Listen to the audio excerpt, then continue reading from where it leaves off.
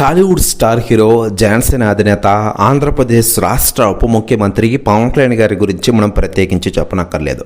పవన్ కళ్యాణ్ గారు ఇటు సినిమాలు అటు రాజకీయాలు అంటూ ప్రస్తుతం వరుస సినిమా షూటింగ్లతో ఫుల్ బిజీగా మారిపోయిన విషయం తెలిసిందే. ఇటీవలే హరిహర విరమల సినిమాతో మన ముందుకు వచ్చిన ఆయన త్వరలోనే ఓజీ సినిమాతో రాబోతున్నారు. ఓజీ సినిమా షూటింగ్ ప్రస్తుతం శరవేగంగా సాగుతోంది. పవన్ కళ్యాణ్ గారు ఉన్న సీన్లు కూడా కట్ చేస్తున్న విషయం మనకందరికీ తెలిసిందే. మరోవైపు పవన్ కళ్యాణ్ గారి పుట్టినరోజు కానుక ఈ సినిమాను రిలీజ్ చేయాలని చూశారు.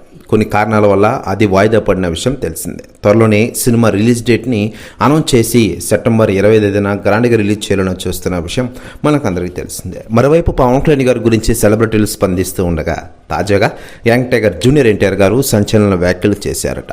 ఆయన మాట్లాడుతూ ఆంధ్రప్రదేశ్ డిప్యూటీ సీఎం పవన్ కళ్యాణ్ గారికి ముఖ్యంగా నా ధన్యవాదాలు. వార్ 2 సినిమాకి ఆయన టికెట్ రేట్లు పెంచారు. పవన్ అన్న లేకుంటే వార్ 2 సినిమానే లేదు.